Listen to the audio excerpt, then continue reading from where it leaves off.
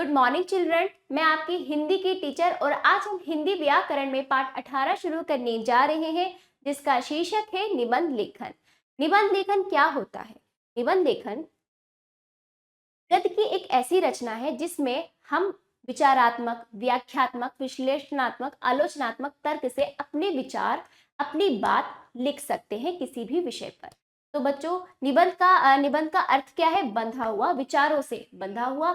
हमें अपनी सोच, अपने तर्क इसमें देने होते हैं, लिखने होते हैं। तो चलिए शुरू करते हैं। और निबंध में क्या होता है बच्चों? हमने अनुच्छेद पढ़ा था। अनुच्छेद एक पैराग्राफ राइटिंग है, लेकिन निबंध में एक से अधिक अनुच्छेद होते हैं। निबंध एक से अधिक अनुच्छेद से लिखा जाता है। तो चलिए शुरू करते हैं पाठ 18 निबंध लेखन। तो चलिए मेरे साथ वाचन कीजिए बच्चों, पढ़ते हुए आगे बढ़ेंगे। निबंध लेखन हिंदी साहित्य की महत्वपूर्ण विधाओं में से एक है। निबंध का अर्थ है बंधा हुआ रूप। वह गद्य रचना है जिसमें किसी विषय में अपनी भाषा में सुव्यवस्थित वाक्य प्रकट किए जाते हैं, निबंध कहलाती है। ठीक है। निबंध में लेखन अपने विचार व्यक्त करता है। विद्यार्थियों की अभिव्यक्ति कौशल और भाषा शैली का विकास करने के लिए निबंध लेखन आवश्यक है। तो विद्यार्थियों को क्यों निबंध लेखन लिखने के लिए दिया जाता है? ताकि उनकी भाषा शैली, उनकी अभिव्यक्ति कौशल, अपनी बात रखने के लिए उनमें जो स्वतंत्रता होनी चाहिए उसको विकसित करने के लिए निबंध दिया जाता है। निबंध लेखन में व्यक्ति किसी विषय या घटना पर एकाग्रचित्त होकर मनन करता है और फिर उससे संबंधित अपने विचार प्रकट करता है। ठीक है। तो इस तरह से आपको निबंध दिया जाता है जिससे कि आपका क्या है, अभिव्यक्ति आपके मन में एकाग्रचित्त आ जाए। ठीक, आपको किसी भी विषय से संबंधित आपका ध्यान आए और आप उस पर तर्क दे सके, अपने विचार स्पष्ट कर सके, विचार लिख सके, इसलिए आपको निबंध लेखन दिया जाता है। ठीक है। तो बच्चों, निबंध लिखने के लिए कुछ बातों का ध्यान रखना है। देखिए, सबसे पहले इसमें सर्वप्रथम दिए गए विषय की रूपरेखा बना लेनी चाहिए। निबंध के वाक्य एक दूसरे से संबंधित होने चाहिए। ऐसा नहीं कि आप अपने विषय से भटक गए। निबंध की भाषा सरल, स्पष्ट तथा विषय के अनुकूल होनी चाहिए। निबंध के मध्य में अपने विचारों के समर्थन में विभिन्न प्रकार के उदाहरण दिए जा सकते हैं, मुहावरे दिए जा सकते हैं, सूक्ति जो उस विषय से संबंधित हो, जिस पर आप निबंध लिख रहे हैं। ठीक है। यहाँ कुछ निबंध दिए जा रहे हैं, इन्हें ध्यान पूर्वक पढ़िए तथा इनसे मिलते जुलते विषय पर निबंध लिखने का अभ्यास कीजिए। तो बच्चों, आपने समझ लिया निबंध क्या है, नियम हमने देखे। अब हमें उदाहरण में कुछ निबंध देखने हैं, तो आपको पढ़कर अपने निबंध लिखने हैं, थोड़े इसी से ही मिलते जुलते। सबसे पहले आ जाइए, विजयदशमी विषय है, इस पर आपको निबंध लिखना है। चलिए शुरू करते हैं। संसार में जब अधर्म बढ़ता है तभी आसुरी शक्ति बढ़ जाती है। बुरी शक्ति, आसुरी शक्ति, बुरे लोगों का अत्याचार बढ़ जाता है। तब उनके नाश तथा धर्म की स्थापना के लिए कोई ना कोई शक्ति संसार में अवतरित होती है, जो लोक मंगल की भावना से अनुप्रेरित होकर दुष्टों का विनाश करती है। विजयदशमी ऐसा ही पर्व है जो श्री राम के लौकिक पुरुषार्थ का प्रतीक है। इसे दशहरा भी कहते हैं। ठीक है। ये देखिए, आपका एक अनुच्छेद हुआ। अब दूसरे अनुच्छेद में आप शुरू करेंगे। विजयदशमी का पर्व आश्विन मास के शुक्ल पक्ष की दशमी तिथि को मनाया जाता है। माना जाता है कि इसी दिन श्री राम ने लंकाधिपति रावण को मारकर सीता को बंधन मुक्त कराया था। क्यों अगवा कर लिया था रावण ने माता सीता को? तो उनको बचाया था, उनको रावण से मुक्त कराया था। किसने? श्री राम ने। तो बच्चों देखिए, इस तरह से दूसरा आपका अनुच्छेद हुआ। अगली बात से संबंधित आप फिर से एक अनुच्छेद लिखेंगे, आगे जो भी आप जानकारी देना चाहते हैं। एक अन्य पौराणिक कथा के अनुसार महिषासुर नामक दैत्य के अत्याचारों से पीड़ित देवगढ़ महादेव शंकर की शरण में गए। महादेव की क्रोधाग्नि से भगवती दुर्गा नामक महाशक्ति का जन्म हुआ। सभी देवताओं ने उन्हें अस्त्र शस्त्र क्या किए? प्रदान किए। सभी देवताओं ने। दुर्गा जी ने 9 दिन तक महिषासुर के साथ युद्ध किया और 10वें दिन उस पर विजय प्राप्त की। तब से बंगाल में यह दिन दुर्गा पूजा के नाम से मनाया जाता है। तो दशहरा बंगाल में दुर्गा पूजा के नाम से मनाया जाता है।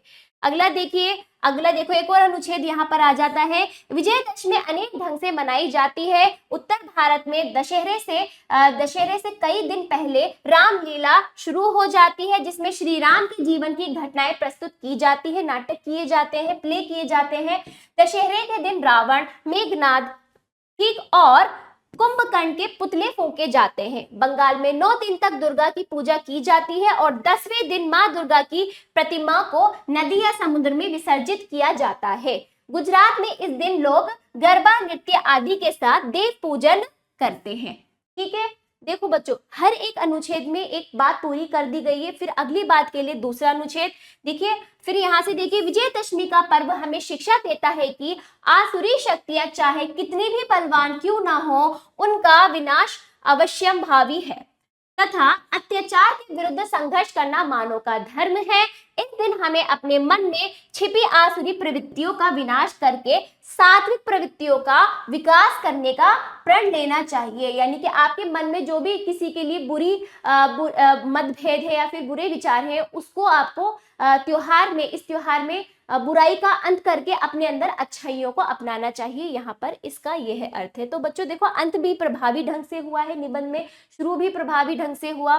तो बच्चों, आपका निबंध ऐसा होना चाहिए कि आप अपने जो विचार लिख रहे हैं, आपके विचारों से पढ़ने वाला प्रभावित हो। जैसे देखिए, आपने यहाँ पर देखा कि एक सीख भी दी गई है, एक समझ भी दी गई है कि हमें क्या सुधार करना चाहिए एक मानव जीवन के अंदर।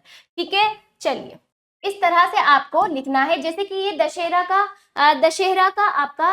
दशहरे के त्योहार का आपका दिया गया है, तो आप दीपावली के ऊपर, होली के ऊपर निबंध लिख सकते हैं। क्यों मनाया जाता है, क्या क्या किया जाता है, कैसा माहौल होता है, वो सब आप अलग अलग अनुच्छेद में थोड़ा थोड़ा संक्षिप्त रूप में लिखने का प्रयास करेंगे। दूसरे नंबर पर आ जाइए, निबंध का विषय है समय का सदुपयोग। समय का सदुपयोग। मानव जीवन में समय अधिक मूल्यवान है। बीता समय वापस लौटकर नहीं आता। सत्य ही है कि घड़ी की टिक टिक करती सुइयां हमें निरंतर आगे बढ़ने की प्रेरणा देती है। तो बच्चों, घड़ी की सुइयां लगातार चलती कभी रुकती है नहीं, तो वो हमें क्या सीख देती है, प्रेरणा देती है कि अपनी जिंदगी में आगे लगातार बढ़ते रहो, रुको नहीं, थको नहीं, समय का सदुपयोग करो। तो इस तरह से देखिए, आप अपने निबंध के बीच में कुछ इस तरह की सूक्ति या फिर अपने वाक्य या फिर विषय से संबंधित कोई मुहावरा भी लिख सकते हैं। तो यहाँ पर देखिए, कल करे सो आज कर, आज करे सो अब, पल में परलय होएगी, बहुरी करेगा कब। तो बच्चों, ये दोहा है, यहाँ पर दिया गया है, समय को दिखाया गया है। तो विषय से संबंधित आप इस तरह से कुछ चीजें बीच में लिख सकते हैं निबंध में, तो जो क्या है, और निबंध आपका प्रभावी ढंग से लिखा जाएगा। ठीक है, आगे देखिए, आगे क्या कहा जा रहा है। समय के सदुपयोग से अभिप्राय है कि प्रत्येक पल को उपयोगी कार्य में व्यतीत करना और जीवन के एक भी क्षण को निरर्थक ना करने देना, यानी बेकार में जाने ना दे, अपना समय बर्बाद ना करें। जिस प्रकार कृषि सूख जाने पर वर्षा का कोई लाभ नहीं होता, उसी प्रकार एक बार समय निकल जाने के बाद हाथ मलने से कोई फायदा नहीं होता। अतः समय की उपेक्षा नहीं करनी चाहिए। आलसी और अकर्मण्य लोग समय के मूल्य को नहीं पहचानते, इससे वे असफल और निर्धन रह जाते हैं। ऐसे लोगों को समाज में सम्मान नहीं मिलता। वे अपने शत्रु स्वयं होते हैं। वे लोग अपने लिए क्या होते, स्वयं शत्रु होते हैं। उन्हें खाली बैठे रहना और समय नष्ट करने की आदत सी पड़ जाती है। अर्थात जो मनुष्य समय का सदुपयोग करना चाहता है, उसे आलस और अकर्मण्यता जैसे दुर्गुणों का त्याग अवश्य ही कर देना चाहिए। एक पूरा अनुच्छेद हुआ, ठीक, सारी बात की गई। अगली बात के लिए देखिए, फिर से, समय का सही उपयोग तभी किया जा सकता है जब हमारा लक्ष्य निर्धारित हो, हमारा एक गोल होना चाहिए, लक्ष्य होना चाहिए जिस पे हम लगातार काम कर सके। यदि हमारे जीवन का कोई लक्ष्य नहीं है, तो हमारी जो जीवन की नौका है संसार के भंवर में फंसकर डूब जाएगी। जिस प्रकार हम धन का नियोजन करते हैं, उसी प्रकार हमें समय का भी नियोजन करना चाहिए, समय का भी सदुपयोग करना चाहिए। नियम पूर्वक समय पर हर एक कार्य करने चाहिए। समय नियोजन वह मार्ग है जिस पर चलकर व्यक्ति निश्चित लक्ष्य की प्राप्ति कर लेता है, और ऐसे हम अवश्य ही सफलता के उच्च शिखर पर होंगे।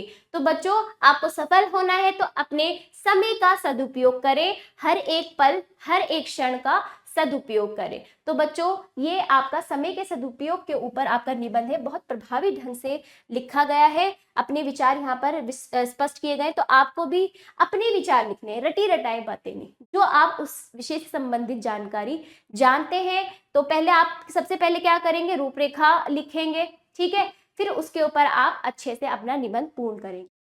ठीक है बच्चों, अब आ जाए तीसरे नंबर पर, विज्ञान के लाभ। विज्ञान का हमारे जीवन पर क्या प्रभाव है, क्या लाभ है हमें विज्ञान से, इस पर हमें निबंध लिखना है। आज का युग वैज्ञानिक युग है, ध्यान दीजिए, आज का युग विज्ञान का युग है। कट, फिर से।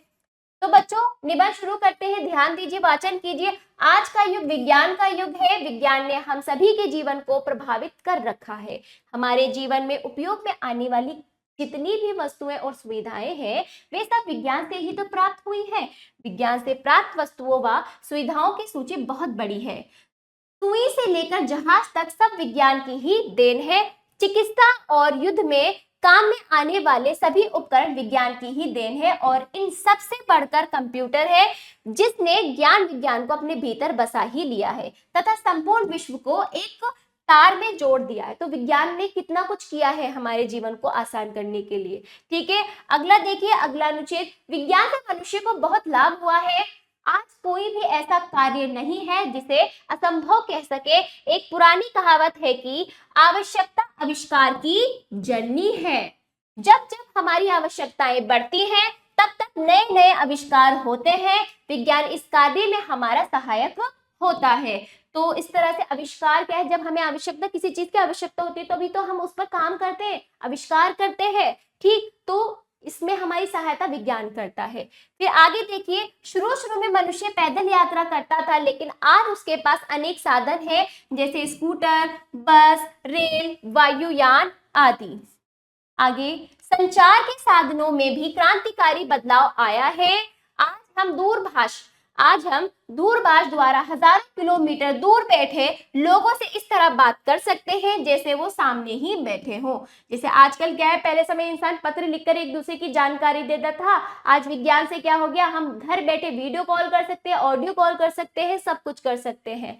ठीक है, तो इस तरह संचार के साधन में भी बहुत क्रांतिकारी परिवर्तन आए हैं। चिकित्सा का क्षेत्र भी विज्ञान के आविष्कारों से अछूता नहीं रहा। विज्ञान ने लाइलाज बीमारियों के भी इलाज खोज निकाले। आज चिकित्सक बीमारियों का इलाज ही नहीं करता, वरन वह शरीर के अंगों को भी बदल सकता है। विज्ञान के मनोरंजन के क्षेत्र में भी अनेक चमत्कार हैं। आज हमारे पास मनोरंजन के अनेक साधन हैं, जैसे cinema, TV, radio, audio video system, computer आदि। फिर आगे देखिए, इस प्रकार अंत में देखिए, अंत भी आपका कैसा होना चाहिए, प्रभावी ढंग से आपका अंत होना चाहिए निबंध में। इस प्रकार हम देख सकते हैं कि विज्ञान ने हमारे जीवन के किसी भी अंग को अछूता नहीं छोड़ा है। हर एक जगह विज्ञान ने क्रांतिकारी परिवर्तन किए हैं। विज्ञान के आविष्कारों ने हमारे जीवन को सुगम, सुविधापूर्ण बना दिया है। जब हम आदि मानव के कष्टपूर्ण जीवन की आज के जीवन से तुलना करते हैं, तो सब कुछ चमत्कार सा लगता है, क्योंकि शुरू में तो इतनी कुछ सुविधाएं थी ही नहीं, कुछ भी नहीं था। देखा जाए तो हमारा जीवन कितना आसान सरल हो चुका है विज्ञान से। ठीक है, तो विज्ञान का हमारे जीवन पर बहुत बहुत ज्यादा क्या है, बहुत सारे परिवर्तन हुए, वो हमारे लिए बहुत ज्यादा लाभदायक है। तो इस तरह से आपने विज्ञान के ऊपर निबंध लिखना है। ठीक, अब आ गया जी चौथे नंबर पर वन हुआ, वन के ऊपर आपको निबंध लिखना है। ठीक, पांचवें नंबर पर स्वतंत्रता दिवस हुआ। ठीक, और छठे नंबर पर यहाँ पर है प्रदूषण की समस्या। इन निबंध का अच्छे से आप क्या करेंगे, अच्छे से इन निबंध को पढ़ेंगे, समझेंगे, फिर इससे संबंधित निबंध आप लिखने का अभ्यास करेंगे। बाकी और अभ्यास भी आपको स्वयं करना है अपनी अभ्यास पुस्तिका में। आशा करते हैं ये पाठ आपको समझ आया होगा। तो बच्चों चलते हैं, धन्यवाद।